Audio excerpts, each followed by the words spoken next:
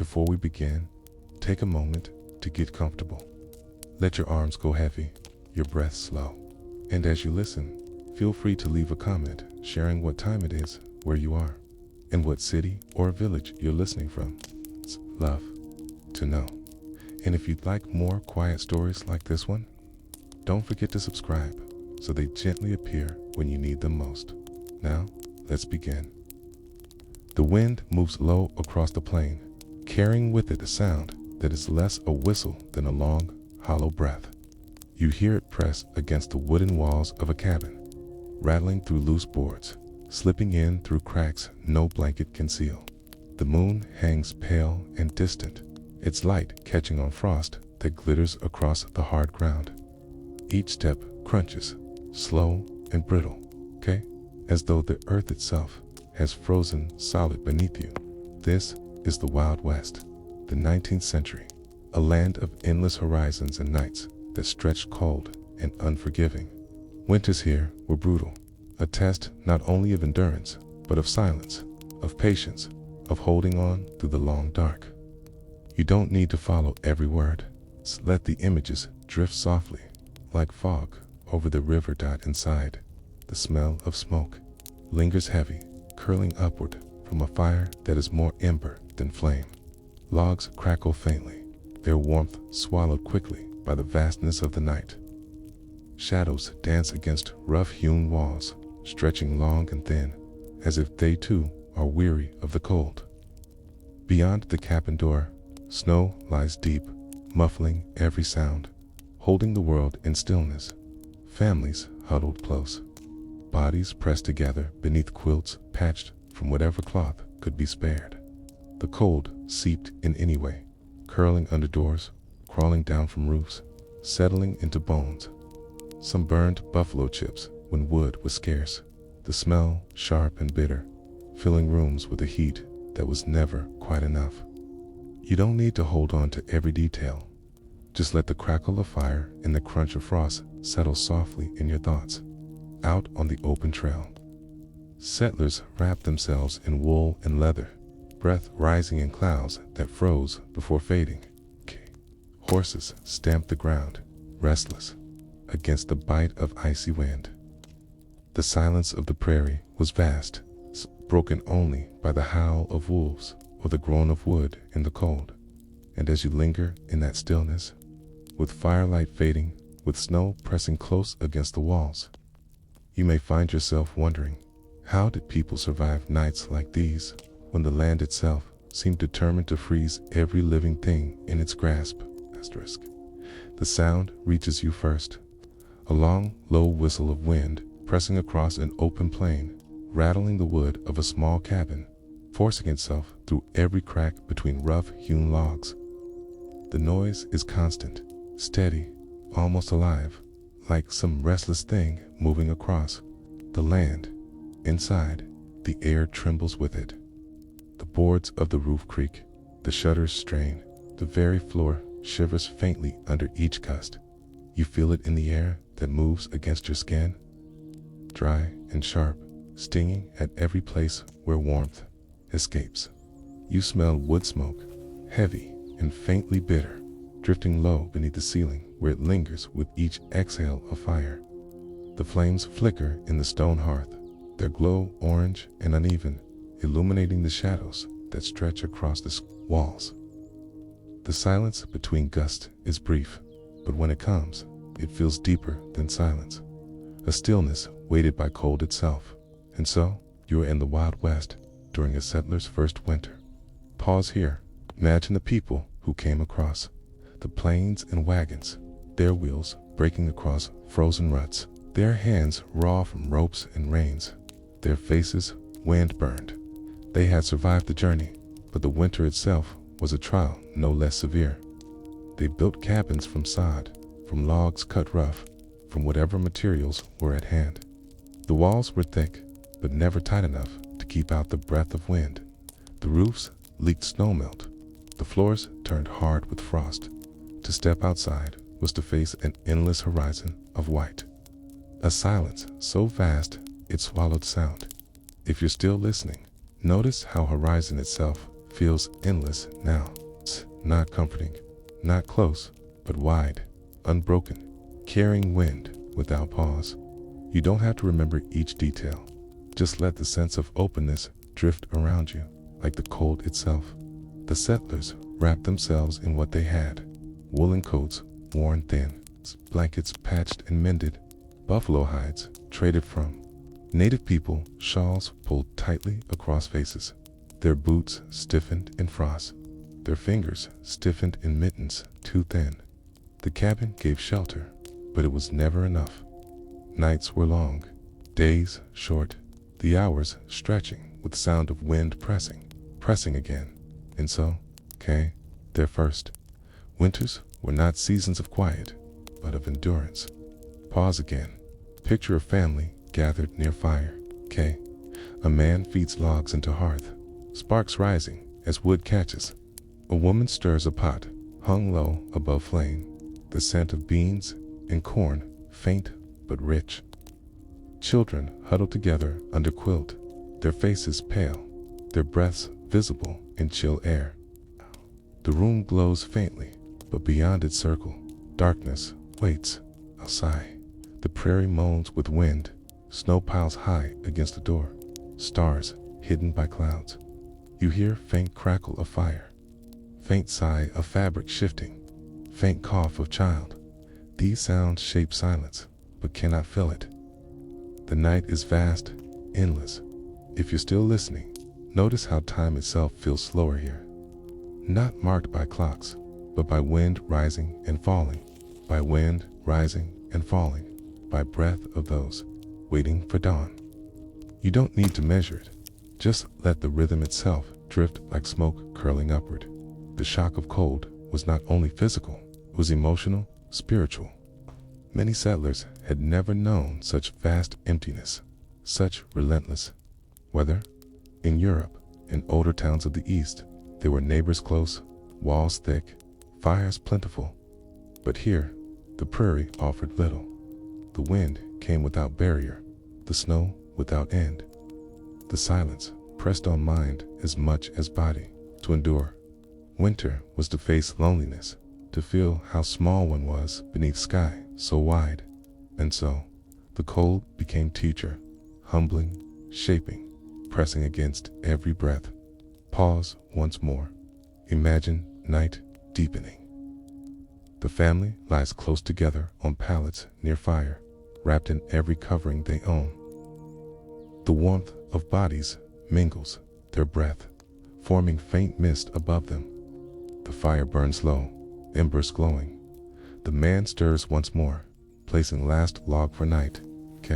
Then silence deepens. The wind continues outside, steady, eternal. Sleet comes slowly, uneasy. Dreams carry sound of wind, images of endless snow. Even in slumber, cold is present. If you're still listening, notice how sleep itself feels fragile now. Not heavy, not deep, but thin, broken by sound of wind, by draft through crack, by shiver that wakes body. You don't have to imagine. Each dream just lets sense of fragility itself drift like shadow. The settlers' first winters often claimed lives. Frostbite, sickness, hunger, all came in silence. Graves were dug shallow in frozen earth, marked with wood that snow soon covered. Yet those who endured carried memory of it all their lives. They remembered sound of wind pressing close, smell of smoke lingering heavy, feel of cold settling into bone. They remembered first winter as trial that shaped them, carved them as surely as stone carves land. And so, survival was not comfort, but endurance through silence unending. Pause again. Imagine dawn breaking at last. Light seeps faintly through cracks and shutter, pale and gray. The fire has burned low, only embers remain. The room is cold again, breath visible, frost forming on window. Yet outside, horizon glows faintly with new day. The family stirs, breathes, rises slowly. Another day of cold begins, another day endured. If you're still listening, Notice how dawn itself feels slow here. It's not sudden, not bright, but pale, creeping, fragile. You don't need to hold each moment. Let the sense of light itself drift, like snow settling on roof. The shock of first winters in the Wild West was a lesson in survival. Kings and queens had their chambers of stone, but settlers had sod and log. Their warmth was built from firewood gathered, hides traded, quilts sewn, bodies pressed close. Their silence was not guarded by watchmen, but by vastness of land itself. To live was to endure, to drift each night into uneasy sleep, knowing dawn would come pale and cold again. And so, the memory of their nights lingers still in echo of wind, in silence of plains, in walls that stand in ruin but hold presence of those who endured. Pause once more.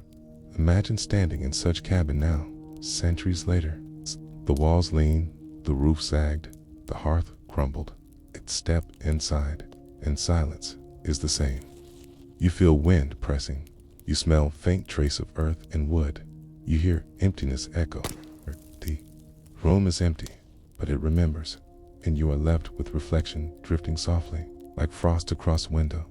Did settlers ever truly rest in first winters of Wild West, or was their sleep always fragile, uneasy, carried within silence that pressed against every wall? Asterisk, the wind continues its long song outside, pressing against roof, whistling through cracks, moaning across open prairie. Inside, the hearth glows faint, its flames low, its warmth never enough to fill the room. You feel the chill lingering in corners, rising from floorboards, seeping into clothes. The struggle for warmth was not momentary. It was constant, repeating each hour, each day, each night. To survive the Wild West winter was not to escape cold, but to keep it at bay, inch by inch. Pause here. Imagine stepping outside cabin in early morning.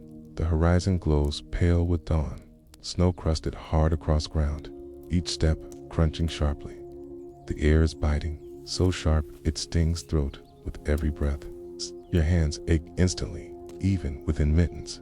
You walk toward pile of logs, or perhaps toward distant stand of trees. The axe rests heavy on shoulder. Your boots sink deep in drift. Your breath comes fast, clouding before you. Every movement is slow, weighed down by frost. You hear the sound of axe striking wood, steady and hollow. You hear splinters breaking, snow shifting, breath gasping, gasping. Each log split is survival itself, each piece carried back toward cabin, another measure of warmth secured. And so, it's a struggle for warmth-shaped rhythm of each day. Pause again. Picture the work of gathering fuel. In some regions, wood was plentiful, in others scarce. On plains, where trees stood few, settlers burned dried buffalo dung, its smoke acrid, but its heat steady. In mountains, they chopped pine and oak, stacking it high, watching it vanish quickly as fires devoured logs. In coal country, they dug and hauled, each lump black and heavy, each fire thick with smoke. Whatever fuel they found, it was never enough, for winter consumed constantly. If you're still listening, notice how fire itself feels fragile here. Not endless, not secure, but brief, flickering, always needing more. You don't have to count each log. Let the rhythm of labor itself drift, okay?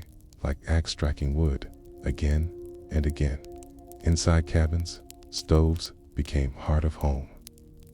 Iron stoves glowed red, their sides warm to touch, their doors clanging softly as logs were fed. Round them, families gathered, pressing close, their shadows long against the wall. The stove's heat reached only so far. Beyond its glow, air grew colder. Beds were placed near, pallets crowded close, so that warmth might linger through night. Yet even then, dawn always brought chill. The fire burned low, and struggle began again. And so, warmth was never permanent, only borrowed against cold. Pause once more. Imagine a woman bending near stove, lifting kettle, steam rising faintly. She pours water, her hands stiff, her breath misting. Children sit close, rubbing hands, their cheeks pink. The smell of cornmeal fills air, mingled with smoke. Behind them, father stacks more wood, his shoulders bent. Outside, wind howls, pressing against door. Inside, warmth holds for a moment, but already begins to fade. If you're still listening, notice how warmth itself feels fleeting here. Not full, not heavy, but fragile, slipping away as soon as fire lowers. You don't have to cling to it. Let it drift like ember fading in ash dot. The labor of warmth did not rest at night. Fires needed feeding through hours of darkness. Someone woke, stirred logs, added wood, watched sparks rise. If fire died, cold returned quickly, settling heavy, waking children, stiffening blankets.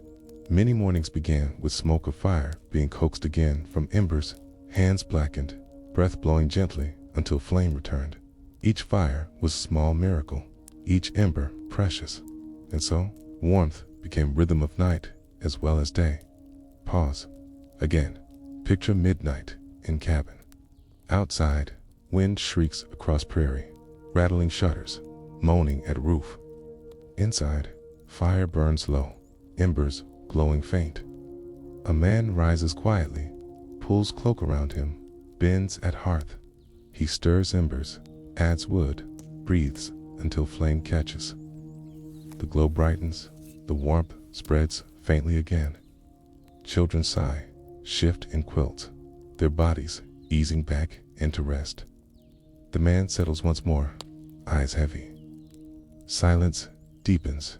If you're still listening, notice how night itself feels longer now.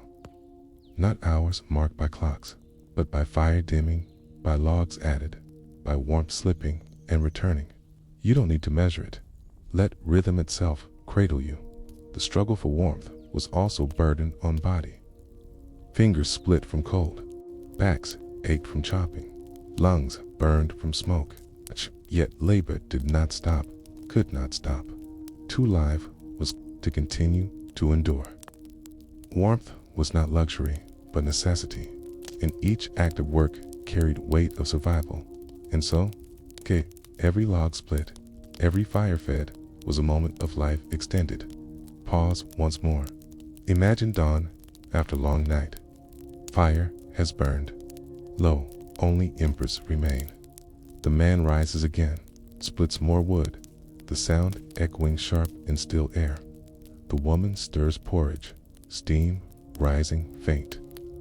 Children wake, their faces pale, their breath misting. The day begins, and with it, struggle anew. Outside, snow still drifts, wind still moans, horizon still endless. Yet inside, the fire grows again, fragile but alive. If you're still listening, notice how cycle itself feels steady here. Not harsh, not sharp, but repeating, returning, endless like wave. You don't have to hold each day. Let rhythm itself drift like wind, pressing again and again. The struggle for warmth in Wild West winters was battle fought quietly, endlessly. It shaped lives, bodies, families. It carved memory into mind, taught patience, taught endurance. Those who survived carried memory of sound of axe, smell of smoke, feel of fire fading. They remembered nights when warmth held, mornings when fire was coaxed again. They remembered struggle as life itself. And so, warmth was not a gift, but labor, repeated through silence of endless winters.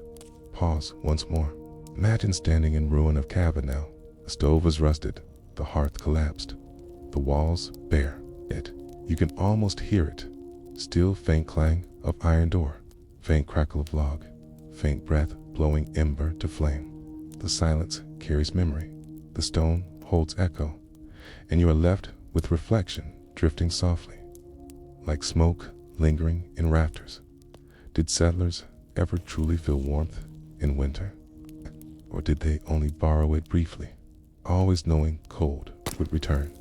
Again, asterisk, the sun slips behind horizon early, leaving sky pale, then dark, then starless beneath heavy clouds. Inside cabin, the last chores of day are finished. Logs are stacked by hearth, blankets shaken, water drawn. The wind grows sharper outside, moaning through chinks in wall, rattling door, pressing against roof. The family gathers close, not only to share warmth, but to survive night together. In Wild West winters, sleep was never solitary. It was shared, huddled, woven of breath and bodies. Pause here. Imagine fire glowing in hearth, its flames dancing low. Shadows climb walls, flickering across rough-hewn boards. The smell of smoke clings to air, thick yet familiar. The floor is covered with quilts, blankets, buffalo hides, whatever fabrics could be found. Upon them, children curl together, their faces pressed close, their bodies nested. Parents lie near, their forms bent around little ones, creating a cocoon of warmth. Above, rafters groan softly. Outside wind shrieks again. You hear faint murmur of prayer, faint cough of child, faint sigh of quilt shifting. These sounds mix with crackle of wood, creating lull that softens silence. And so, night was endured, not alone, but together. Pause again. Picture the way families arrange themselves. Small cabins, space was scarce. Beds were often shared, 3 or 4 to a mattress, sometimes more. Straw was laid beneath, hides above, quilts layered, heavy. Those who lay at edges shivered more. Those in middle sweated with warmth. Children were pressed between parents, keeping them safe, keeping them warm. Infants were swaddled tightly, placed close to mother's body, her heat, their shield against cold. The act of sleeping became act of protection, each body lending warmth to another. If you're still listening, notice how warmth itself feels shared now. It's not singular, not distant, but passed hand to hand, body to body. You don't have to. Picture each form. Let the sense of closeness itself drift across you, like quilts settling over many shoulders. Some nights were restless. The wind rose higher, snow-battered walls. The fire struggled low. The family stirred often, blankets pulled tighter, logs added, embers blown to flame. Sleep came in fragments, broken by watchfulness. Yet, even broken sleep was enough, if warmth held, if dawn returned.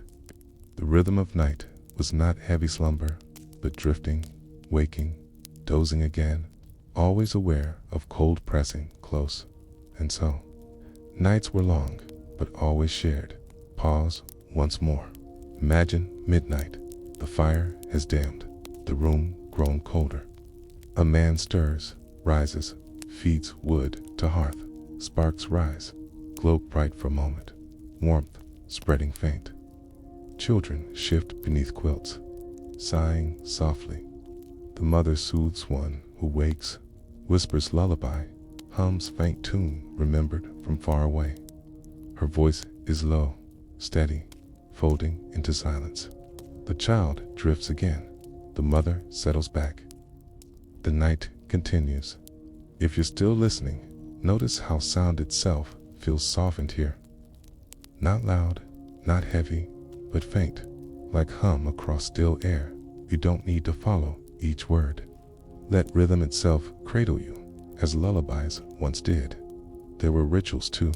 Some families prayed before fire, asking for safety through night. Some told stories, their voices carrying across quilts, their words lulling children into half sleep. Some sang, their songs quiet, old, drawn from places left behind. These rituals gave shape to darkness, gave comfort to silence. Night was not only endured, right? It was softened by shared voice, shared breath, shared closeness. And so, families built warmth, not only from wood, but from each other. Pause again. Picture dawn approaching. The fire has burned low again, embers faint. The quilts are heavy with frost that formed in night, their edges stiff. The family stirs slowly, eyes heavy, bodies sore from closeness. Yet they rise, one by one, gathering near hearth again. Another day of cold begins, another day survived together. If you're still listening, notice how time itself feels looped here.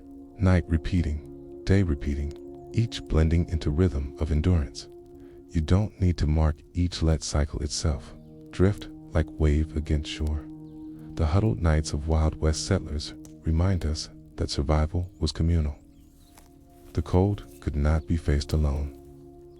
Warmth was created in bodies pressed close, in breath mingling, in hands pulling quilts tighter. Sleep was fragile, but shared, softened by voice, by story, by ritual. Families endured not by distance, but by closeness, drawn tighter with each night of winter. And so, the silence of night became woven of many, carried together, survived together. Pause once more. Imagine stepping into such a cabin now, centuries later. Quilts are gone, the fire long cold, the boards weathered, Yet you can almost hear it still. Faint hum of lullaby, faint sigh of child, faint crackle of wood fed to fire. The room is empty, but it remembers, and you are left with reflection drifting softly, like smoke across rafters. Did settlers ever dream deeply in such winters, or did they only drift lightly, held in warmth of one another, waiting always for dawn to return? Asterisk, the prairie wind sighs again, long and steady, pressing against the walls of a cabin that stands alone on frozen land. Inside, the fire burns low, the light of its flames stretching shadows across the room. Every breath you take is visible in faint cloud, drifting upward, dissolving quickly. And in this fragile warmth, you see the tools that kept settlers alive. Hides stretched across beds, stoves glowing faintly red, candles flickering with uncertain light. They were not luxuries, but lifelines, holding back the cold that pressed, always at the door. Pause here. Imagine buffalo hides, heavy and dark, hung across windows and laid thick upon beds. Their smell is strong, earthy, still carrying musk of animal. When pulled close, they trap bodies' heat, their weight pressing down like shield. For families on plains, these hides were treasured, traded, or hunted, preserved with care. Beneath them, sleep came more easily, warmth holding longer. Even hides could not stop draft from creeping beneath doors, through chinks in wall. Cross floor, you hear rustle of hide shifting, faint creak of bed beneath weight, low sigh of warmth, escaping. And so, the first tool of warmth was nature itself, carried into cabins as armor against winter. Pause again. Picture the stove, squat and heavy, iron forged in far-off foundries, carried west by wagon, purchased at high cost, stands in center of room, its sides glowing faintly, its door clanging softly when opened.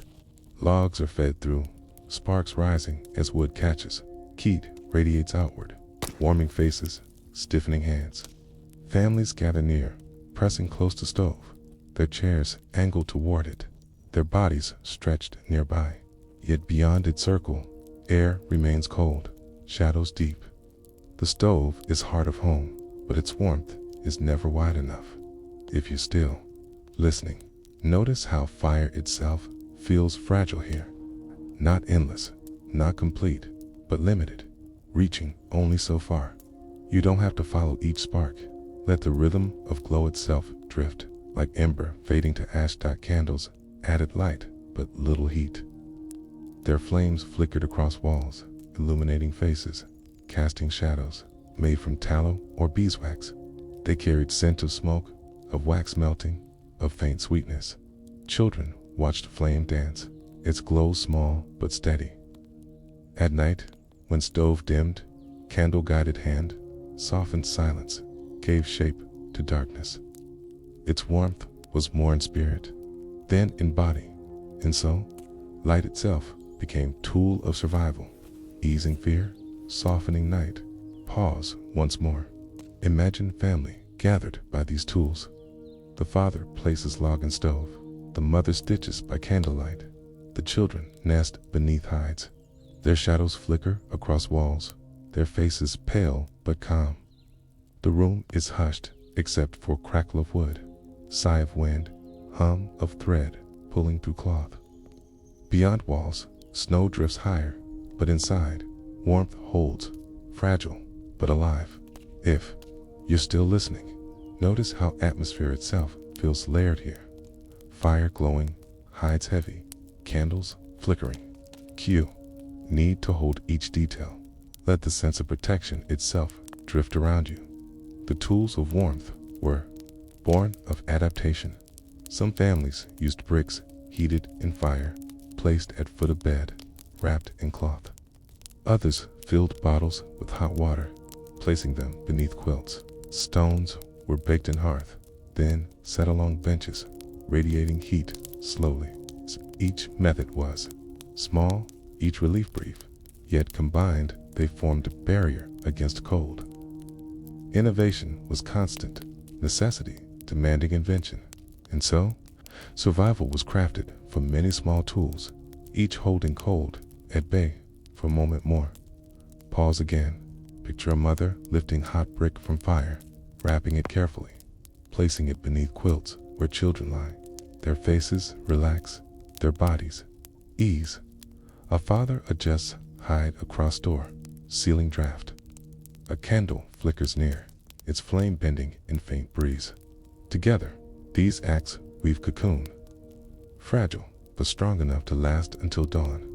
If you're still listening, notice how care itself feels warm now.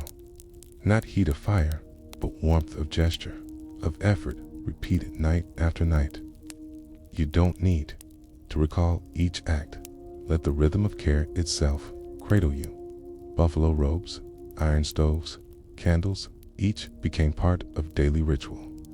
They were not luxuries, but essentials, carried with pride, tended with vigilance. When a hide tore, it was patched. When stove cracked, it was repaired. When candles burned low, more were made. Every object carried weight of survival, treasured beyond gold in winter months. And so, the tools of warmth became symbols of endurance itself. Pause once more. Imagine dawn arriving. The fire has burned low, only embers remain. The hides are stiff with frosted edges, the candles melted to stubs. The family rises slowly, breath visible in air, bodies stiff. The stove is fed again, the hides shaken, new candles poured. The tools are tended, prepared once more for night to come. Survival continues. If you're still listening, notice how cycle itself feels endless here. Fire burning, hides covering, candles flickering, again and again. You don't have to measure each day. Let repetition itself drift like wave returning to shore. The tools of warmth remind us that settlers survived not by strength alone, but by care, by attention, by labor repeated. Each log, each hide, each candle carried life forward another night. The silence of winter was never broken fully, but softened by glow, by warmth, by light. And so, memory of these tools lingers still in rusted stoves left behind, in hides, preserved in museums, in stories told of winters endured. Pause once more. Imagine standing now in ruin of cabin. The stove is broken, the hides long gone, the candles melted away. Yet you can almost see them, still faint glow in corner, faint weight across bed, faint flicker on wall. The silence remembers, the walls carry echo, and you are left with reflection drifting softly. Like flame bending in draft, did settlers truly conquer cold? Or did they only borrow warmth, night by night, from tools that kept it away for a little while longer? Asterisk, the sound of axe striking wood carries across frozen air. It is steady, hollow, sharp against silence of prairie. Each swing echoes, each split log falls heavy into snow, sending up a faint cloud of white dust. For settlers in the Wild West, fuel was life. Without it, fires died, warmth fled, nights grew unbearable. And so, day after day, men and women labored to gather, cut, carry, and burn fuel enough to hold cold at bay. The work was endless, repeating with the rhythm of winter itself. Pause. Here, imagine early morning. Frost still clings to window of cabin air inside, heavy with smoke from night's fire. Outside, sky glows pale, sun low, horizon wide. A man shoulders axe, his breath clouding before him. He walks toward stand of trees, boots crunching hard across snow. The silence is vast, broken only by sound of his steps. The echo of axe, will join wind, shaping morning with rhythm of survival. You hear a strike of blade, splitting of wood, grunt of effort, thud of log falling. Each sound is steady, patient, heavy with necessity. And so, the work of fuel became heartbeat of daily life. Pause again. Picture the labor of women and children too. They gathered dried buffalo dung from plains, carrying it in baskets, stacking it near cabin. Its smoke was acrid, its heat steady, its use vital when trees stood scarce. Its children hauled kindling, their small arms filled with sticks. Women split smaller logs, their hands red from cold, their mittens stiff with frost. Each family member contributed, each carried weight of warmth. Asterisk, if you're still listening. Notice how labor itself feels steady now. Not sharp, not hurried, but repeating, returning, like breath itself. You don't need to follow each strike. Let rhythm of work itself drift like wind moving across plain and mountain settlements. Wood was plentiful, but labor no less harsh. Men felled tall pines, trimmed branches, cut trunks into sections, hauled them by sled. Snow fell heavy on shoulders. Axes grew dull, hands blistered and cracked. Yet piles grew taller, stacked against cabins, their presence, comfort, and promise. Each log represented night endured, fire fed, warmth secured. To see pile diminished too quickly was to feel unease, to fear winter's hunger. And so, wood became measure of safety, its presence shaping peace of mind. Pause once more. Imagine evening, family gathered near hearth. The father stacks logs nearby, their ends glistening with frost. The mother sweeps ash, prepares kettle. The children help carry kindling, dropping it in pile. The fire burns brighter. The room grows warmer. Beyond, wind continues. Snow drifts higher, night lengthens. But inside, logs are stacked, fire-fed, warmth secured for now. If you're still listening, notice how warmth itself feels earned now. Not given, not simple, but carried by labor of many hands. You don't need to recall each movement. Let the sense of effort itself drift like smoke, rising, rising. The work of fuel was not only physical, but emotional. Families lived with constant calculation. How much wood remained, how quickly it burned, how long it must last. Anxiety pressed as steadily as cold. A dwindling stack meant danger, meant frost creeping close, meant risk of sickness, frostbite, even death. To see piles shrink was to feel time running out. And so, each log thrown into fire carried weight of both relief and fear. Pause again. Picture midnight. Fire burns low. Only embers remain. A man wakes, rises quietly, adds logs. He watches them catch, listens to crackle. He counts what remains, notes how quickly it falls. His eyes are weary, his hands blackened with soot. He sighs softly, lies down again. The night continues. The stack grows smaller. If you're still listening, notice how time itself feels heavy here. Not measured by clock, but by wood consumed, by fire dimmed, by pile diminished. You don't have to hold each hour. Let rhythm itself drift, like ember glowing faint in dark. Some families could not gather enough. Then they burned furniture, tore fences, sacrificed tools of day to survive night. Chairs became firewood, wagon parts consumed, floors pulled up and fed to flames. Survival demanded sacrifice, demanded fire be fed with whatever could burn. Each crack of furniture breaking was sound of desperation, of life purchased at cost of home itself. And so, the work of fuel became work of sacrifice too. Pause once more. Imagine dawn after such night. The hearth glows faint, but fire lives. The room smells of smoke, heavy and clinging. As the family rises, weary but alive, side, wind still moans, horizon still endless. But inside, fire burns again, carried by labor, by sacrifice, by work repeated without end. If you're still listening, notice how cycle itself feels unbroken here. Fire fading, wood added, warmth returning again and again. You don't need to mark each turn. Let repetition itself cradle you, like wave across shore. The endless work of fuel-shaped lives of settlers.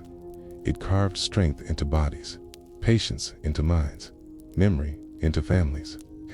They remembered winters by how much wood was stacked, how quickly it fell, how long it lasted. It remembered sound of axe, smell of dung smoke, feel of soot on hands.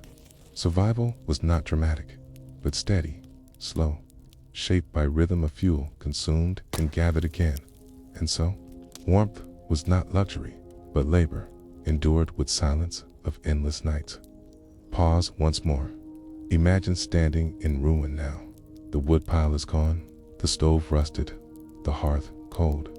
Yet you can almost hear it still.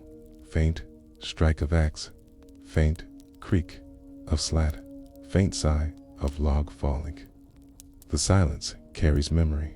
The stone remembers, and you are left with reflection drifting softly, like smoke rising into rafters. Did settlers ever truly rest in winter? Or did they always hear sound of axe, feel weight of wood, even in dreams, knowing fire must always be fed again?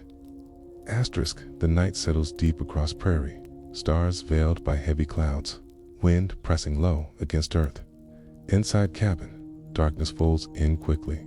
The fire gives glow, flickering red and orange across walls of rough-hewn logs. Shadows stretch tall, then collapse, then sway again, each movement slow, steady, endless. In Wild West winters, light was as precious as heat, for it carried not only warmth, but comfort, safety, and rhythm through endless hours of night. Pause here. Imagine the flicker of lantern on a wooden table. Its flame burns behind thin pane of glass. Its glow, soft, steady, golden. The oil within is precious, rationed carefully, tended with patience. The smell of it is sharp, faintly sweet, filling air with a reminder of fire. A shadow spanned across the floor. Faces glow faint. Eyes reflect gold. The lantern gives little heat, but its light eases silence, softens edge of darkness. You hear faint hiss of wick, faint clink of glass, faint sigh of wind pressing against shutter. These sounds mingle, folding silence into rhythm, and so light itself became tool of warmth, not in body, but in spirit. Pause again. Picture the fire burning in hearth. Its glow spills across quilts, across walls, across rafters. A chilled watch. Their eyes heavy, their minds lulled by constant motion of flame. The firelight shifts as logs crack, as embers fall, as smoke rises faint. Its movement is endless, steady, a dance of light and shadow shaping night. To watch, it was to feel. Time slowing, hours lengthening, silence deepening. If you're still listening, notice how firelight itself feels alive here. Not fixed, not still, but moving, breathing, swaying. You don't have to follow each spark. Let the rhythm of glow itself drift, like flame bending in draft. Candles added their own softness. Set upon tables, shelves, windowsills, their flames trembled at faintest movement. They glowed against fabric, against faces, against hands bent in work. Their wax melted slowly, dripping into pools, hardening again in cool air. The smell of tallow, faint and oily, mingled with smoke. Families watched them burn down, measured night by inches of wick. A 2C candle near its end was to feel time running short, and so candles became clocks as much as lights, marking slow passage of winter nights. Pause once more. Imagine children lying on pallets, watching shadows climb walls. Their minds drift, their eyes soften. They see shapes in shadows, animals, faces, stories unspoken. Parents smile, knowing these visions are born a flicker of imagination carried by light. The room feels smaller, closer, softer beneath glow. Outside, wind moans, snow drifts, night stretches long. Inside, shadows dance, time slows, silence deepens. If you're still listening, notice how atmosphere itself feels woven now. Shadows shifting, flames flickering, silence pressing. You don't need to hold each image. Let movement itself cradle you like slow wave rolling. The dance of light and shadow brought more than comfort. It carried ritual. Families prayed by lantern glow, their words soft, their faces lit faint. Mothers stitched by firelight, needles glinting, threads shining. Fathers mended tools, their hands steady, their eyes narrowed in glow. Children read, their voices halting, words carried in golden pool of light. Night was not idle. It was shaped by glow, softened by flame, filled with small acts repeated in rhythm of fire. And so, light shaped life as surely as warmth. Pause again. Picture midnight once more. The fire has dimmed, only embers glow. A lantern burns low, its flame trembling. As a candle nears its end, wax pooling. Shadows grow longer, silence heavier. A man rises, feeds fire again, adjusts wick, replaces candle. The room glows anew, warmth spreads faint. The dance of light and shadow continues, hour by hour, night by night. If you're still listening, notice how time itself feels looped here. Fire dimming, light fading, flame tended, glow returning. You don't need to measure it. Let cycle itself drift, like ember glowing again. There was danger, too. Flames, though precious, could destroy as easily as they preserved. A candle tipped, a lantern spilled, a spark leapt from hearth, and cabin of wood, dry with cold, could burn quickly, fiercely. Families tended to flames with vigilance, keeping water nearby, guarding every spark.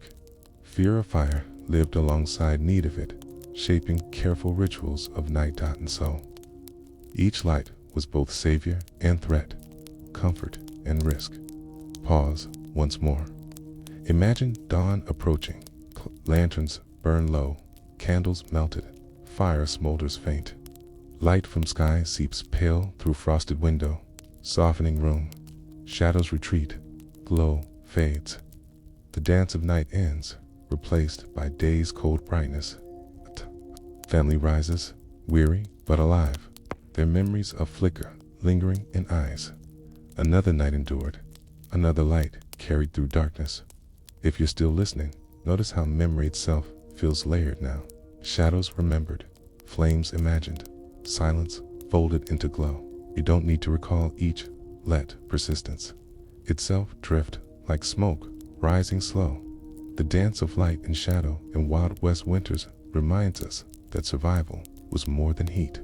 It was spirit sustained, fear softened, silence broken gently. Fire, lantern, candle, each carried glow into darkness, each shaped rhythm of night, each left echo in memory. And so, the settler's survival was not only in fuel, but in glow, in flicker, in light, that turned endless winter night into space of warmth and hope. Pause once more. Imagine standing now in an empty cabin. The fire is gone, the lantern rusted, the candles melted. Yet you can almost see it still. Faint glow across wall, faint shadow shifting, faint ember glowing. The silence carries memory. The room remembers, and you are left with reflection drifting softly, like light fading at dawn. Did settlers ever truly rest in dark? Or did they always dream with eyes half open, watching shadows move across a wall, waiting for morning to come? Asterisk, the wind moans once more across wide prairie, carrying with it a breath of snow and emptiness. Inside the cabin, shadows flicker in firelight, and you notice how much of survival rested not only on tools or walls, but on people themselves, in winter's long grip. It was women who often carried quiet labor that kept families alive, their work constant, unseen, woven into every moment of night and day. Pause here. Imagine the hearth, its fire glowing faint, its smoke curling upward. A woman bends near it, stirring pot that bubbles slowly, the smell of cornmeal or beans filling the air. Her hands are red from cold, stiff from labor, yet they move steady. She adjusts kettle, adds pinch of salt, stirs once more.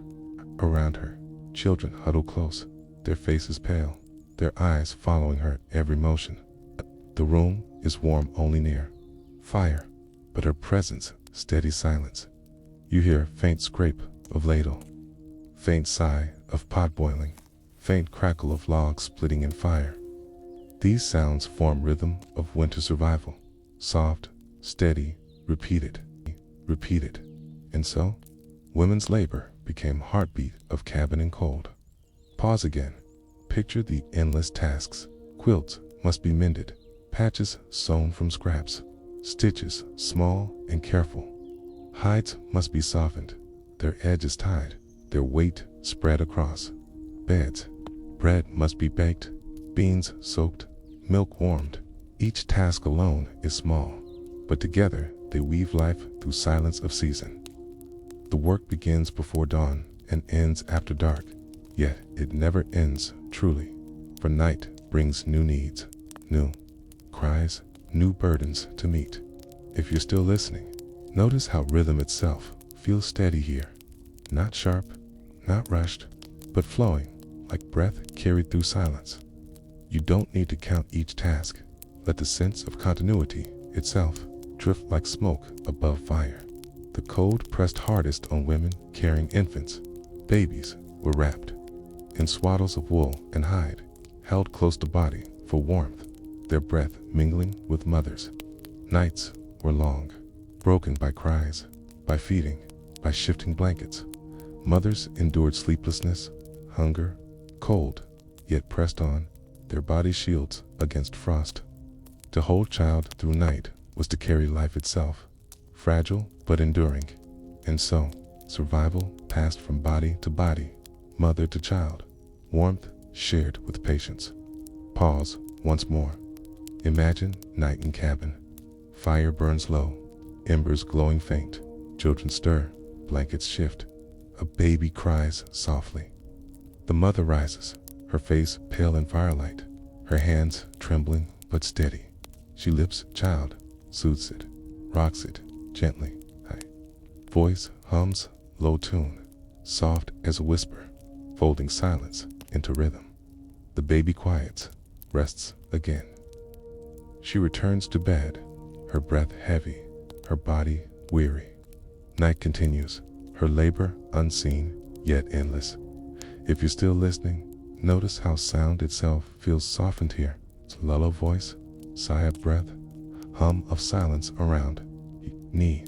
Don't need to hold each note. Let rhythm itself drift, like cradle rocking slow. Women also tended sickness. Winters brought coughs, fevers, frostbite. Herbs were steeped, poultices pressed, cloths dampened. Vinegar was rubbed on skin, steam inhaled, prayers whispered. Their care was constant, their hands steady, their eyes watchful. illness might take, but without such tending, many more would have been lost. Survival depended not only on strength of walls, but on patience of hands, gentleness of voice, endurance of spirit. And so, the work of winter was woven of care, quiet yet unbroken. Pause again. Picture dawn approaching. The fire glows faint, kettle simmering. A woman rises, stirring pot again, her hair loose, her hands cracked. She sets bowls before children, wipes their faces, hums softly. Outside, wind moans, snow drifts high. Inside, her labor continues, steady as breath, soft as lull. If you're still listening, notice how time itself feels softened now. Not rushed, not marked, but steady, repeating, folding one day into next. You don't need to follow each hour. Let flow itself drift like snow falling across a horizon. The women of Wild West winters carried survival quietly. They patched, cooked, soothed, prayed, they mended quilts and spirits, warmed children in cabins, endured night and day alike. Their work was seldom written, seldom told, but it shaped lives, kept fires burning, carried families through silence of season. And so, memory of their labor lingers, soft but enduring, like warmth pressed into quilt. Pause once more. Imagine standing in ruin now. The hearth is cold, the rafters bare, the floor covered in dust. Yet you can almost see her still, bending near fire, stitching in candlelight, rocking child in arms. The silence carries her presence. The air holds her echo, and you are left with reflection, drifting softly, like smoke across empty hearth. Did women of frontier winters ever rest fully, or did they only drift briefly? Their dreams filled always with labor waiting at dawn. Asterisk. The fire burns low again, its glow faint, its warmth fragile. Around it, children gather, their faces pale, their hands cupped near flame. In Wild West winters, children endured silence as deep as snow itself. Their lives were shaped by cold, their play constrained by frost, their sleep broken by drafts, pressing through walls. Yet, even in long nights, children carried resilience, shaping survival with their small bodies, their laughter, their endurance through hardship. Pause here. Imagine cabin at dusk, shadows climb walls, fire flickers, silence deepens. Children sit near hearth, their breath visible, their eyes heavy. Some hold dolls made of rags, their fabric patched and worn. Others carve figures from wood, their hands clumsy but patient. Their play is soft, muted by cold, their voices low. Yet in each motion is life, presence, assistance. You hear faint sound of doll dragged across a quilt, faint scrape of knife against wood, faint sigh of child leaning against mother's arm. These sounds mix with crackle of fire, softening silence. And so, children's play became active endurance, shaping warmth from imagination. Pause again. Picture their days. Outside, snow lies deep, wind moans across plain. Children venture. Briefly, their bodies wrapped in hides and wool. They chase one another, their boots crunching across drifts, their laughter sharp against air. Their cheeks burn red, their eyes water, their hands stiffen. Soon they return, shaking snow from shoulders, collapsing near hearth. Their play is brief, but its memory warms them longer, its joy carrying into night. If you're still listening, notice how laughter itself feels bright here. Not loud, not lasting, but sudden, like spark against darkness. You don't need to follow each moment. Let brightness itself drift, like ember glowing quick. Children worked too. They gathered kindling, hauled water, swept floors, helped to mend quilts. Their bodies small, but their labor steady. They carried buckets, heavy, their arms shaking, their breath sharp in air.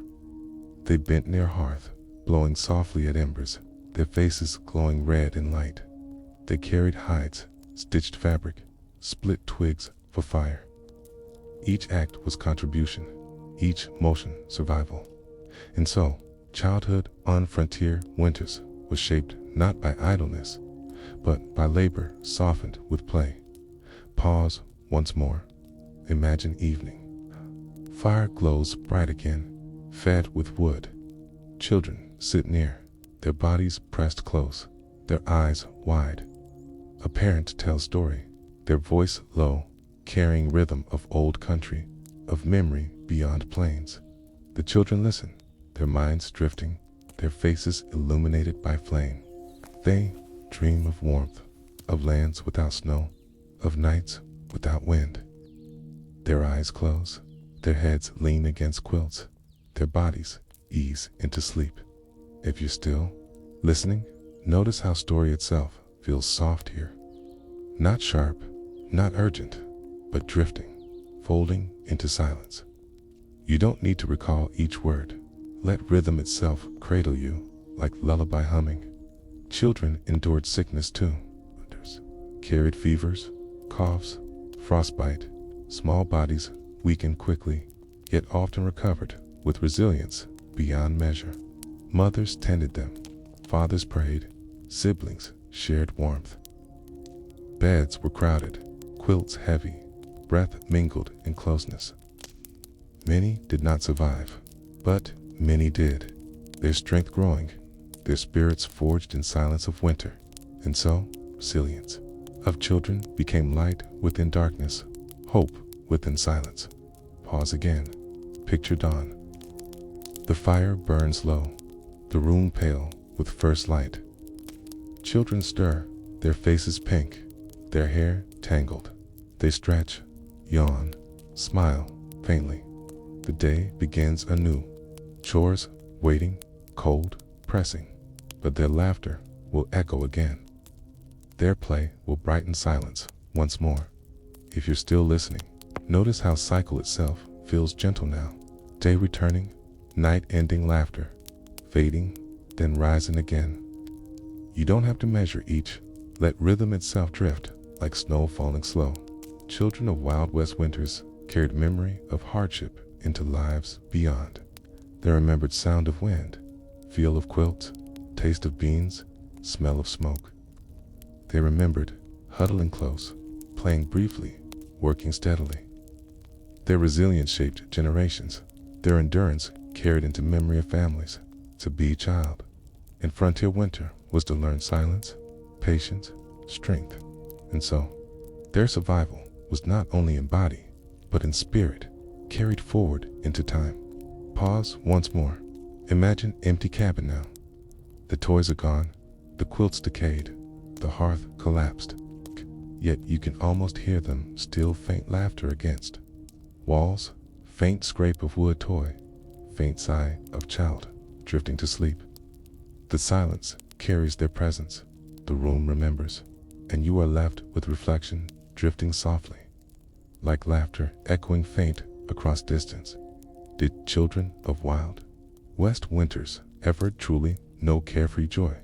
Or was their play always shadowed by cold pressing close, by survival waiting just beyond door? Asterisk, the snow presses low against plains, the horizon endless, the wind steady. For settlers, the winters of the Wild West were shock and trial. But for native peoples, the cold was not stranger. It was rhythm, familiar, demanding, but known. There, endurance came not from sudden invention, but from knowledge carried across generations, ways of living with land, not against it. And in long silence of winter, their wisdom became lifeline, not only for themselves, but for newcomers who struggled. Pause here. Imagine a tipi standing on snow-swept plain. Its poles are tall, its hide covering drawn tight, its smoke hole releasing, faint curl into pale sky. Inside, warmth lingers steady. A fire burns low at center, its glow lighting faces that sit in circle. Hides line floor, thick and layered, trapping heat, softening ground. The air is warmer here, the cold held back by structure designed with care, knowledge, patience. The wind howls outside, but inside, silence holds steady, holds steady. You hear a crackle of flame, faint murmur of voices, rustle of hides shifting. These sounds shape atmosphere, blending with hush of snow pressing against outer wall. And so, shelter itself became lesson in survival, built from land, shaped by memory. Pause again. Picture the clothing of native peoples. Buffalo hides worn heavy, fur turned inward, keeping heat close. Moccasins lined with fur, soft but warm, tuned sewn from hide, stitched with sinew, fitting snug against hand. Feathers, beads, and decoration were present, but function remained heart. Clothing was shield, body wrapped in warmth, born of animal, carried with grace. Children were swaddled in cradle boards lined with fur, mothers carrying them close, their warmth mingling. If you're still listening, notice how warmth itself feels natural here, not forced, not labored, but drawn from earth itself. You don't need to trace each stitch. Let sense of protection itself drift, like hide settling over shoulders. Food shaped endurance too. In winter, dried meat was stored, pemmican carried, strength in small weight, fat, berries, meat pounded and mixed, lasting for months. Fires roasted game, soups simmered slowly, berries thawed near flame. Each bite carried life forward, each meal shaped by knowledge of season. Us were settlers, feared scarcity. Native peoples worked with cycles, preserving when land was rich, enduring when it grew lean. And so, winter hunger was not surprise, but season expected, prepared for. Pause once more. Imagine a family seated near fire. A woman stirs pot, steam rising faint, carrying smell of meat and herbs. Children sit close, their eyes bright, their cheeks flushed with warmth. Men return from hunting, their arms heavy with game, their breath sharp from cold. They sit, eat, share. The silence of night softens into rhythm of voices, of laughter, of warmth built not only from fire, but from community itself. If you're still listening, notice how community itself feels warm here. Not heat of flame, but presence of many, folded into one. You don't need to hold each voice. Let sense of closeness itself drift, like circle around fire. Native peoples also taught settlers. When wagons broke, when cabins failed, when cold pressed harder than expected, many settlers turned to neighbors who had known plains for centuries. They learned to line walls with hides, to bank snow against cabins for insulation, to burn buffalo chips when wood was scarce, to stitch clothing from fur. Without this knowledge, many would not have endured. Survival was not solitary. It was shared, borrowed, passed from one to another. And so, this memory of winter carried not only by one people, but woven together across land. Pause again. Picture night deepening. The tipi glows faint, smoke rising slow. Outside, stars shimmer faint. Between clouds, snow drifts higher. Inside, fire burns low. Children drift into sleep, their bodies curled beneath hides. Voices soften, silence deepens, rhythm continues. The night is long, but not feared. It is endured, carried with knowledge of many winters before. If you're still listening, notice how time itself feels layered now. Not sudden, not strange, but repeating, folding one season into next. You don't need to follow each year.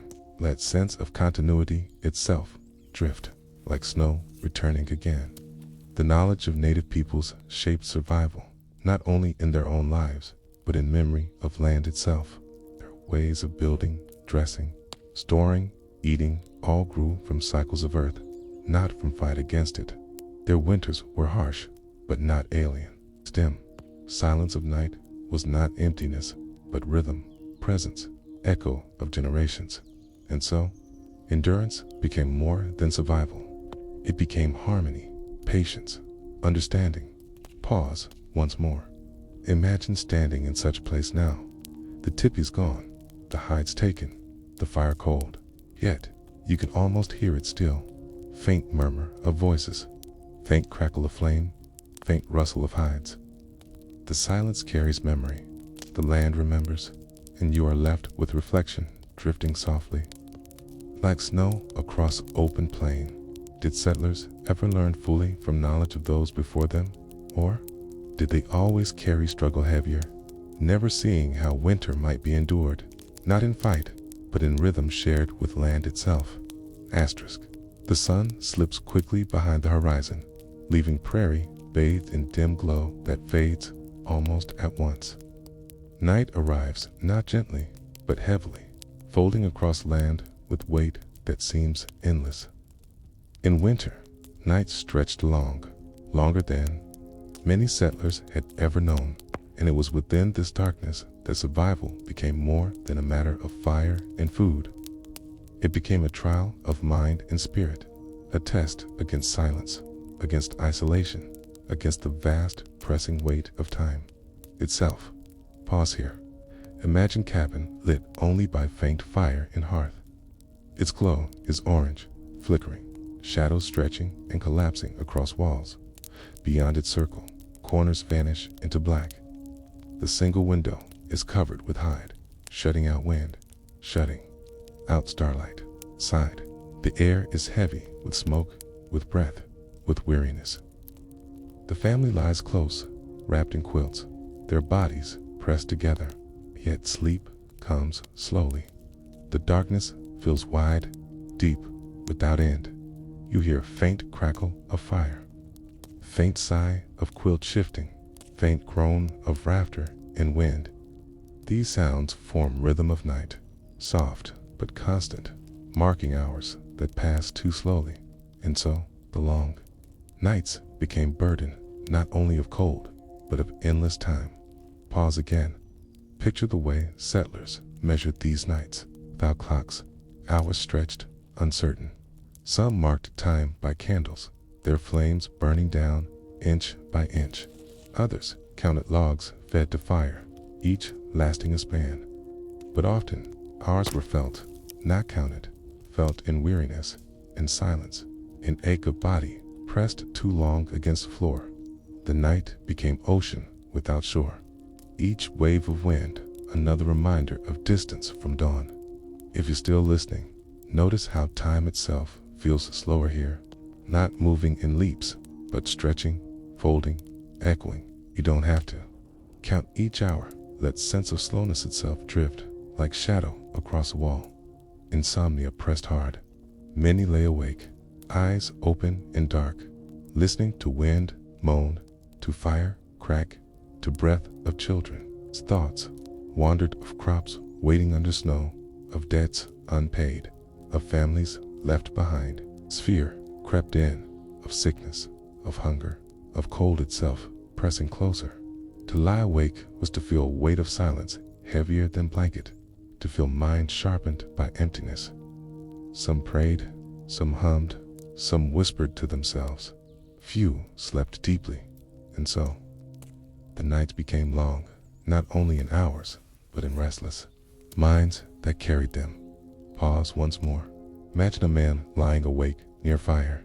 His eyes watch embers glow, watch them fade, watch them spark again. His thoughts are heavy, his body weary, but rest does not come. Beside him, his wife stirs, children sigh. He shifts quietly, adds log to fire, watches it catch, listens to crackle. Then he lies down again, eyes still open. The night continues, slow, heavy. If you're still listening, notice how rest itself feels fragile here. Not deep, not easy, but thin, broken, uncertain. You don't need to hold each moment. Let fragility itself drift, like ember glowing faint. Isolation pressed too. Cabins stood far apart, miles between families. Winter cut travel, snow blocking roads, wind erasing paths. Letters came rarely, visits seldom, news almost never. Each family lived alone, their voices carried only within four walls. A world beyond seemed distant, unreachable, forgotten. Loneliness weighed as heavily as frost, pressing on spirits, bending hearts. And so, the long nights became silence of isolation, endured without remedy. Pause again. Picture family gathered in single room. Their voices are low, their stories repeated, their songs familiar. Beyond, no sound comes, no visitor arrives, no door opens. The night is theirs alone, endless and contained. They sleep, wake, sleep again, their lives folded into rhythm of their own voices only. The silence beyond walls is deep, endless. If you're still listening, notice how silence itself feels heavy now. Not empty, not void, but pressing, folding around and closing. You don't need to resist it. Let weight itself drift, like snow piling high. The long nights shaped dreams too.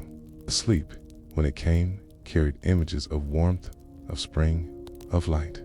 But it also carried fears, wolves howling, storms rising, sickness spreading. Dreams blurred with waking, their shapes lingering into morning, their weight pressing on weary minds. Night and day folded together, blurring lines, stretching time, asterisk, and so. Winter nights were not only endured, but dreamt through, half waking, half sleeping, drifting always. Pause once more. Imagine dawn approaching slowly. The window glows faint with pale light. The fire burns low, embers faint. The family stirs, eyes heavy, bodies stiff. They rise slowly, their minds still wrapped in dreams, their thoughts still heavy with night. The day begins, but night lingers, its weight carried forward. If you're still listening, notice how cycle itself feels unending here. Night stretching into day, day fading into night, time folding, repeating. You don't have to follow each turn. Let rhythm itself cradle you, like wave rolling across shore. The long nights of Wild West winters were a trial of spirit as much as body. They shaped patience, silence, endurance. They pressed settlers inward, forced them close, demanded they face emptiness together. Their weight is remembered, not in dates or events, but in feelings, heaviness of air, slowness of time, sound of wind, unending. And so, memory of nights endures as quietly as silence itself, folded into history, carried into dream, into dream. Pause once more. Imagine standing in an empty cabin now. The walls lean, the hearth is cold, the rafters groan in wind. Yet, you can almost hear it still. A faint sigh of child turning in quilt. A faint crackle of fire fed at midnight. Faint breath of man lying awake.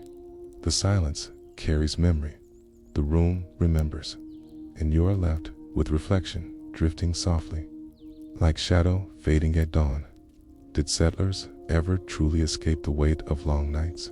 Or did they carry it always, etched into spirit, echoing with each winter that returned? Asterisk, the fire glows faintly, its warmth thin, its light small.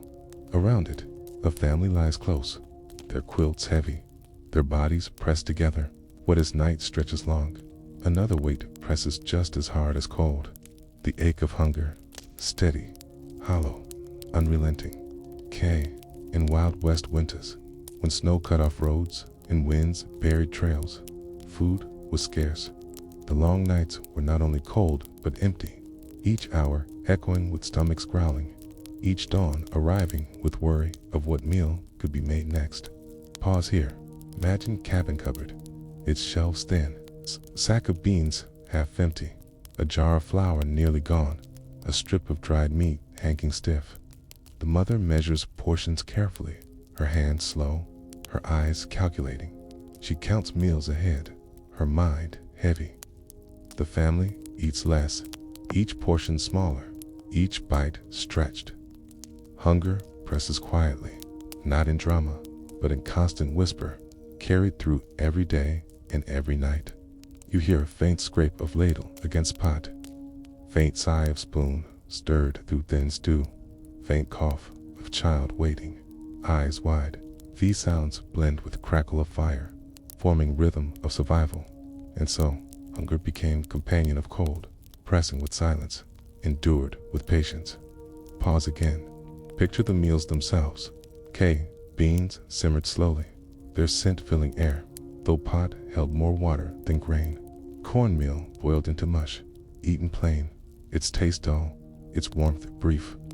Bread made thin, stretched from flour and water, baked hard, chewed slow.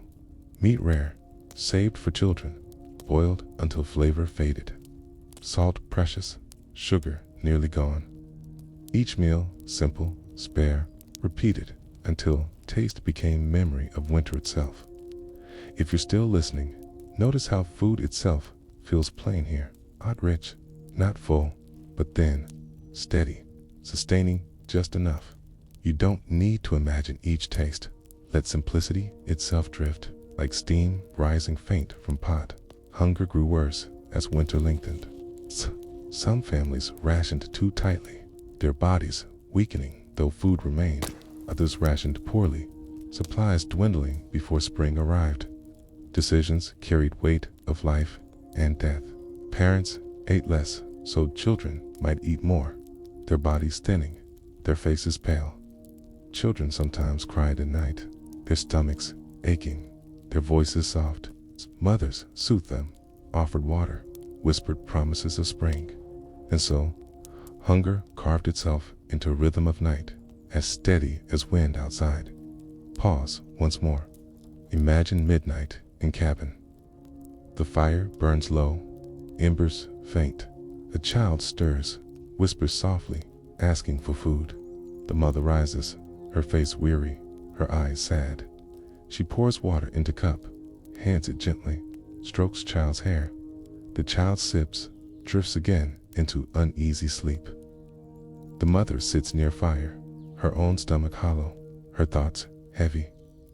She stares into embers, silent. If you're still listening, notice how emptiness itself feels heavy now. Not noise, not motion, but absence. Hollow, echoing. You don't need to follow each ache. Let sense of emptiness itself drift, like shadows stretching long. Hunger pressed harder when winter storms lasted long. Blizzards trapped families, snow piling against doors, cutting them inside. No hunting, no foraging, no gathering possible. Food stores dwindled quickly, each meal measured tighter. Families scraped barrels, licked spoons, cleaned boiled bones, again and again for faint broth. Hunger became sharp, gnawing, a presence that lingered with silence. And so, storms were feared not only for cold, but for emptiness they carried. Pause again. Picture a storm outside. Snow piles high. Wind shrieks across the roof. Shutters rattle. Side. Family sits close, their bowls nearly empty. The pot simmers thin, its steam rising faint. They eat slowly, carefully, stretching each spoonful. Children lick bowls, clean, eyes hopeful, stomachs still aching. Parents smile faintly, hiding their own hunger. The night is long, the storm unending. If you're still listening, notice how repetition itself feels steady now. Wind rising, hunger pressing, fire burning low. You don't need to hold each storm. Let rhythm itself drift, like snow falling heavy. Some families endured by preserving carefully jerky, pemmican, dried vegetables, root cellars. These carried food longer. But even then, monotony pressed. The same meals repeated, the same tastes endured, the same hunger never fully gone. Variety was forgotten, richness unknown. Winter meals were not about pleasure, but about endurance, about carrying body through another day. And so, hunger shaped. Patience taught simplicity, pressed families into silence. Pause once more. Imagine dawn arriving. The window glows faint, the fire burns low. The mother stirs pot again, adding last of beans, last of cornmeal. The smell rises faint, the taste unchanged. Children gather, their eyes hopeful, their bodies weary. They eat slowly, silently, their spoons scraping bottom of bowl. Another day begins, hunger still pressing, steering still required. If you're still listening, notice how cycle itself feels endless now. Meals repeating, tastes repeating, hunger pressing again and again. You don't need to measure each day, let rhythm itself drift like wave. Returning always, hunger in Wild West winters was not sudden but steady, pressing like cold itself, constant and quiet. It shaped lives, thinned bodies, bent spirits. It was endured with patience, softened with prayer, survived with silence. Families remember winters not by dates, but by meals, by beans stretched, by bread shared, by broth boiled. And so, hunger became memory as lasting as wind, as heavy as snow, as endless as silence of night. Pause once more. Imagine standing in an empty cabin now.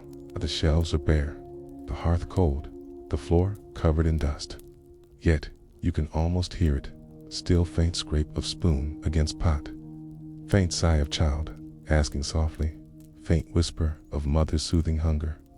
The silence carries memory, the room remembers, and you are left with reflection drifting softly, like steam rising from empty bowl. Did families ever truly feel full in winters of Wild West? Or did they live always with hunger pressing quiet, as constant as wind itself? It's asterisk. The wind howls again across the prairie, carrying with it not only cold, but loneliness. In the Wild West, winter meant distance stretched wide. Families lived miles apart, cabins scattered across plains, separated by snow, by wind, by silence. The nights were long, but longer still when spent with knowledge that no one else might come. No visitor might arrive, no door might open until spring returned. The weight of isolation pressed as heavily as frost itself, and within that silence grew unease, even fear. Pause here. Imagine a cabin standing alone, its roof sagging beneath snow, its windows covered with hides. Inside, the fire glows faint, the family huddled close. Beyond walls, the world is silent. No horses passing, no neighbors calling, no roads visible beneath drifts. The night feels endless, the silence vast. Each creak of rafter, each moan of wind feels louder, heavier. You sense a presence of emptiness itself, pressing against walls, folding into breath. You hear a faint crackle of fire, faint shift of quilt, faint groan of beam under weight of snow. These sounds blend with silence, marking time slowly, and so isolation became another burden, endured in silence of endless night. Pause again. Picture a man stepping outside at dusk. The horizon is empty, the land flat, the snow deep. No smoke rises from other chimneys, no voices carry across air. He sees only white, hears only wind. He turns back quickly, for the vastness feels heavy, for the emptiness seems endless. Inside cabin, his family waits, their world folded small, their lives carried within single room. If you're still listening, notice how emptiness itself feels vast here. Not filled, not broken, but wide, endless, stretching. Like you don't have to trace its edges, let sense of distance itself drift like snow across horizon. The isolation pressed on mind as much as body. Men felt burden of silence, their thoughts heavy, their tempers short. Women carried weight of care, their spirits tired, their eyes weary. Children longed for playmates, their laughter fading into whispers. Days grew dull, nights grew heavy. The sameness pressed hard, repetition wearing down patience. Isolation was not only lack of company, but lack of change, lack of sound, lack of time's movement. And so, winter became test of mind as much as of body. Pause once more. Imagine long night. The family lies close, but awake. their eyes open and dark, their thoughts wandering. The fire burns low, shadows stretch across walls. No voices heard, no knock at door, no step outside. Only wind moans, only snow falls, only silence endures. The night is not only cold, but lonely, pressing deeply, folding tightly around. If you're still listening, notice how silence itself feels heavy now. Not calm, not light, but pressing, enclosing, surrounding. You don't need to resist it. Let weight itself drift, like snow piling high. Fear crept within isolation too. Wolves howled at edge of night, their cries long, eerie, echoing across plain. Coyotes yipped, owls called, branches cracked beneath snow. Each sound sharper within silence, each carrying a hint of danger. Families lay awake, listening, holding children close, watching fire glow. Fear was not constant, but sudden, rising like shadow, reminding them of vulnerability. And so, the long nights were shaped not only by silence, but by unease carried within it. Pause again, picture midnight once more. The wind moans, the wolves cry faint in distance. Inside, children stir, frightened. The father rises, checks door, checks rifle, listens. The mother soothes, whispering softly, stroking hair. The fire glows faint, shadows flicker. The family lies awake for a long time, listening, waiting. Slowly, silence returns, unease, fading, but rest is broken. Sleep, uneasy. If you're still listening, notice how fear itself feels fleeting here. Not constant, but sudden, then fading, then drifting. You don't need to hold each cry. Let memory itself soften, like echo fading across hills. Some nights isolation was broken. A traveler arrived, seeking shelter, knocking at door. Families welcomed, shared fire, shared food, shared silence softened by presence of another. Stories were told, songs sung, laughter shared. For brief time, loneliness lifted, warmth grew wider. Yet, when traveler left, silence returned heavier, emptiness, deeper, memory of presence pressing against absence. And so, company became treasure, rare and precious, remembered long. Pause once more. Imagine dawn approaching. The fire glows faint. The family stirs. Outside, horizon glows pale. Snow drifts higher. No neighbor comes. No voice calls. The day begins. As before, tasks repeated. Silence enduring. The night returns again. Heavy, pressing, unbroken. If you're still listening, notice how cycle itself feels steady here. Silence repeating, emptiness repeating, fear rising, then fading, again and again. You don't need to measure each night. Let rhythm itself drift, like shadow returning always. The isolation and fear of Wild West winter-shaped spirit of settlers. It taught patience, forged resilience, pressed families close. It carved loneliness into memory, but also strengthened bonds within walls. The silence endured, became part of them, carried forward, remembered always. And so, survival was not only against cold and hunger, but against emptiness itself. Pause once more. Imagine standing in an empty cabin now. The walls lean, the hearth is cold, the rafters bare, yet you can almost hear it, still faint howl of wolf outside, faint sigh of child within, faint crackle of fire tended at midnight. The silence carries memory. The room remembers, and you are left with reflection drifting softly, like echo fading across distance. Did settlers ever truly escape weight of isolation? Or did its silence remain always, carried in dreams, pressing again each winter that returned? Asterisk, the wind presses steady across the open land, carrying with it a memory of winters past. Inside a cabin, a fire glows, its light reaching across walls of hewn timber. Families sit close, their faces pale and glow, their hands wrapped around cups of warm broth, and as night stretches long, stories begin. Stories of cold endured, of winters survived, of silence remembered. In the Wild West, survival was not only lived in moment, but carried afterward in words, shaping memory of land, of people, of time itself. Pause here. Imagine the circle around fire. Shadows sway, logs crackle, smoke rises faintly. A man leans forward, his voice low, telling children of winter when snow drifted higher than roof. He describes days without food, nights when fire burned low, mornings when frost covered blankets. The children listen, their eyes wide, their minds filled with the image of struggle. They shiver, though warmth surrounds them. The story carries a weight of memory. Pressing softly against silence, you hear faint murmur of voice, faint sigh of child, faint hum of fire shifting.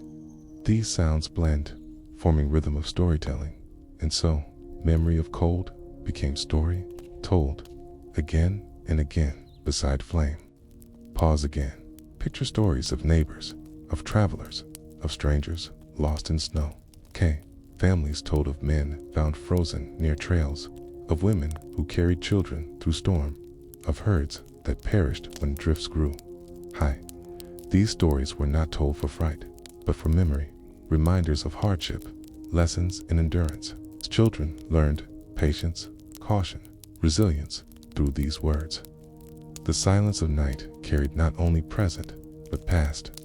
If you're still listening, notice how stories themselves feel layered here. Not sudden, not sharp, but folded, drifting from one to next. You don't have to follow each tale. Let rhythm of voice itself drift, like wind carrying echo. Some stories softened fear with humor. Men told of boots frozen so stiff they could not be worn, of fires that smoked until eyes watered, of animals that broke into cabins seeking warmth. Laughter rose, faint but true, easing silence. Even in cold, even in hunger, spirit found light. Memory became not only weight, but comfort, shaping strength from hardship. And so, winter was remembered both in struggle and in smile, carried gently forward. Pause once more. Imagine children drifting to sleep as story continues. Their eyes close, their bodies relax, their breaths deepen. The fire glows steady, shadows bend. Softly, the story continues still, voice low, words weaving through silence, folding into dream. Night is long, but softened by a rhythm of memory. If you're still listening, notice how voice itself feels like cradle here. Not urgent, not heavy, but steady, rocking mind gently. You don't need to recall each word. Let tone itself drift, like lullaby. Unending doubt memory was carried in journals too. Some settlers wrote of winters endured, their words brief but heavy. Snow fell again, cold, unbearable, but nearly gone. These lines, scratched in ink upon paper, carried silence of season. They remind us still of weight, of patience, of endurance. The journals did not shout, but whispered, their words small, their meaning vast. And so, winter memory was preserved not only in voice, but in ink, fragile yet lasting. Pause again. Picture an old book, its pages yellow, its ink faint. You run your fingers across words written long ago. They tell of night when wolves howled close, of morning when bread was gone, of day when firewood ran low. The writer's hand is steady, their tone calm, yet within words is a weight of survival. The silence of winter echoes still in lines, carried across time. If you're still listening, notice how writing itself feels quiet here, not loud, not full, but steady, whispering across distance. You don't need to remember each phrase. Let presence itself drift, like smoke across page, the memory of cold-shaped identity, too. Families recalled winters survived with pride, Their endurance, proof of strength, of resilience, spoke of ancestors who endured worse, of hardships overcome. Memory became myth, shaping story of frontier as land of trial, of endurance, of spirit unbroken. The cold was not forgotten, but honored, carried as a measure of survival, and so silence of winter lived on not only in past, but in identity of people. Pause once more. Imagine dawn arriving. The fire burns low, the family stirs. Children remember story told night before, their minds filled with images of cold. Parents remember winters past, their hearts heavy but steady. Memory folds into day, carried forward, shaping spirit of family. If you're still listening, notice how cycle itself feels endless now. Story told, story remembered, story carried again. You don't have to hold each, let flow itself drift, like wave repeating on shore. The memory of cold and wild west winters lingers not only in stories or journals, but in silence itself. It is carried in ruins of cabins, in rusted stoves, in empty plains where wind still moans. It is presence remembered, echo unbroken, story unending. And so, winter lives still, not only in season, but in memory, folded into land itself. Pause once more. Imagine standing now in empty cabin. The fire's gone, the walls lean, the rafters bare, yet you can almost hear it still. Faint voice telling story, faint sigh of child drifting, faint crackle of wood. The silence carries memory, the room remembers, and you are left with reflection, drifting softly, like smoke lingering after flame. Did families tell stories to preserve memory, or to ease burden of night, to soften silence, to remind themselves they had endured before and would endure again? Asterisk. The fire burned steady, its glow reaching across quilts, its warmth folding into air. Around it, a family gathers once more. There, voices low, their hands busy. In winters of the Wild West, survival was not only endured, but taught. Parents passed knowledge to children. Neighbors taught one another. Elders shared memory of years before. Skills were carried like heirlooms, not carved in stone, but spoken in quiet rooms, practiced in daily labor. So the memory of cold became not only story, but lesson guidance, pressed into hands, into habits, into silence of long nights. Pause here. Imagine mother and daughter seated together, candle flickering faint beside them. The mother shows how to mend quilt, her fingers steady, her stitches small. The daughter watches, her eyes wide, her hands clumsy but eager. Thread pulls through fabric, needle glints in light, cloth bends and binds. The skill is simple, but vital warmth secured by stitch, survival carried by hand. The mother speaks softly, explaining each motion, but more is learned in watching and repeating.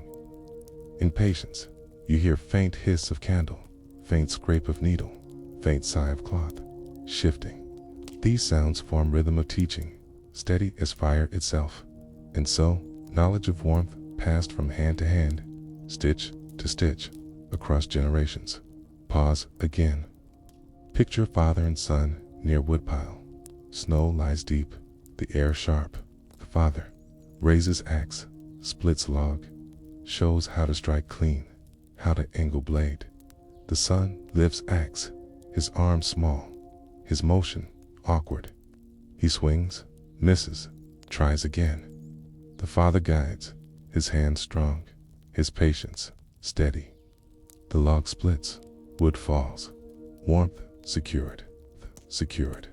The lesson is not in word, but in rhythm, in swing, in strike, in echo of blade across wood.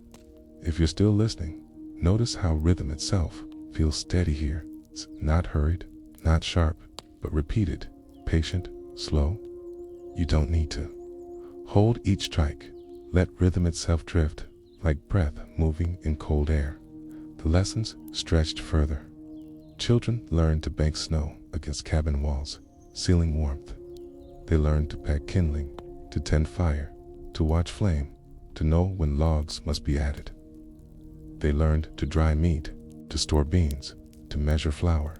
They learned to sew hides, to shape mittens, to line boots with fur. Each task was practice, repeated until it became habit. Knowledge was not held in books, but in bodies, in motion, in silence. And so, survival was carried, not in words alone, but in hands, trained by winter. Pause once more. Imagine evening again. Children sit near fire, sewing small pieces of cloth, stirring small pots, carrying small buckets of wood. Okay? Their motions are clumsy, but each is lesson. Each is practice. Parents watch, guiding gently, speaking softly. The fire glows, shadows bend, silence folds around. The lessons continue, steady, patient, unending. If you're still listening, notice how teaching itself feels warm here. Not harsh, not heavy, but gentle, folding into rhythm of night. You don't need to recall each motion. Let presence itself drift, like quilt settling across shoulders. Elders carried memory deeper still. They told of winters harsher, storms heavier, nights longer. They shared how ancestors endured, how skills were learned, how patience was shaped. Their voices were low, their tones steady, their eyes distant. Children listened, their minds filled with images of past, their spirits steadied by knowledge that survival had always been possible, had always been endured. Memory itself became tool, lesson carried forward. And so, the wisdom of cold lived not only in present, but in echo of past. Pause again. Picture an elder seated near fire, his hands folded, his voice low. He tells of year when snow buried fences, when wolves came close, when food grew scarce. He tells of neighbors who shared, of skills that saved, of patience that endured. The children listen, their faces calm, their eyes wide. His words fold into silence, his memory becoming theirs. If you're still listening, notice how voice itself feels steady now. Not urgent, not loud, but quiet, flowing, slow, drifting across night. You don't need to hold each story. Let weight itself drift, like snow across plain. The lessons of winter were remembered because they were repeated. Each season brought same tasks, same labors, same endurance. Each year, children grew more skilled, their hands steadier, their minds stronger.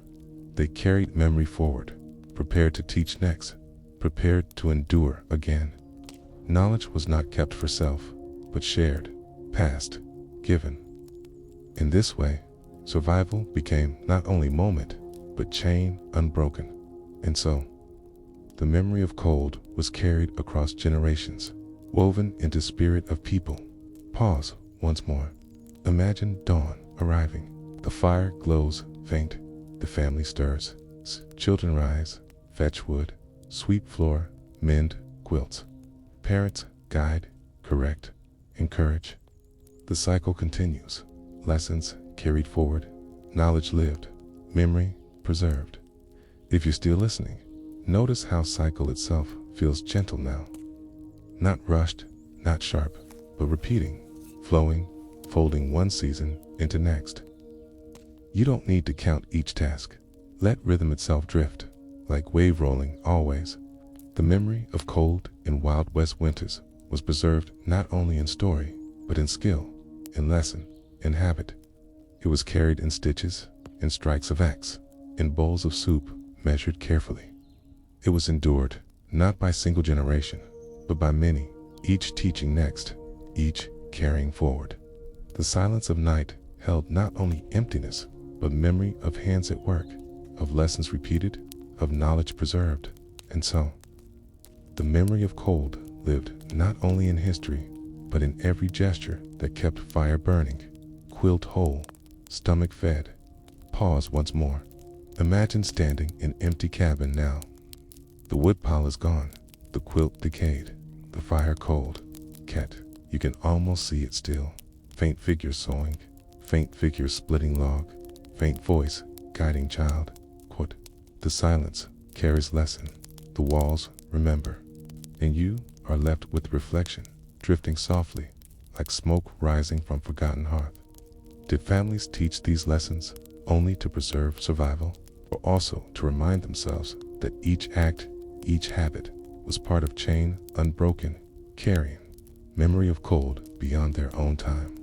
Asterisk, the fire burns low once more, its glow red, its warmth faint but steady.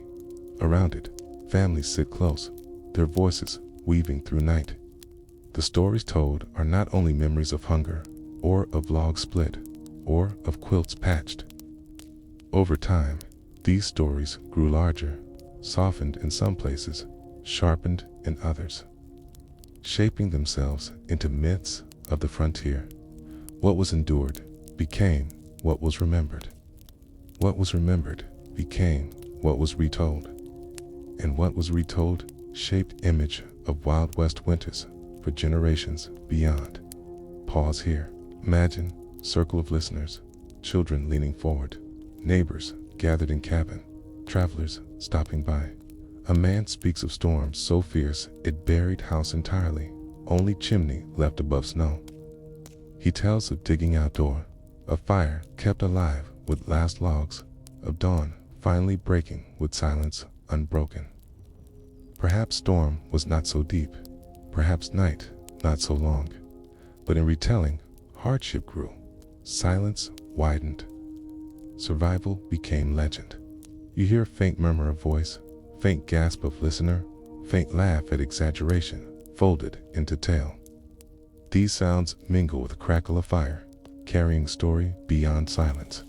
And so, memory turns slowly into myth, shaping spirit of winter as much as truth itself. Pause again, picture the way tales spread. A mother tells her children of year when wolves circled cabin night after night, their howls echoing without end. A neighbor later repeats, saying wolves pressed closer, their eyes glowing red and dark. A traveler carries story further, saying family fought wolves at door, fire blazing, rifles ready. The truth bends, stretches, folds, yet at heart remains silence of night, fear of how, endurance of family. The story becomes larger, carrying weight of myth. If you're still listening, notice how story itself feels shifting here. Not fixed, not certain, but flowing, bending, drifting.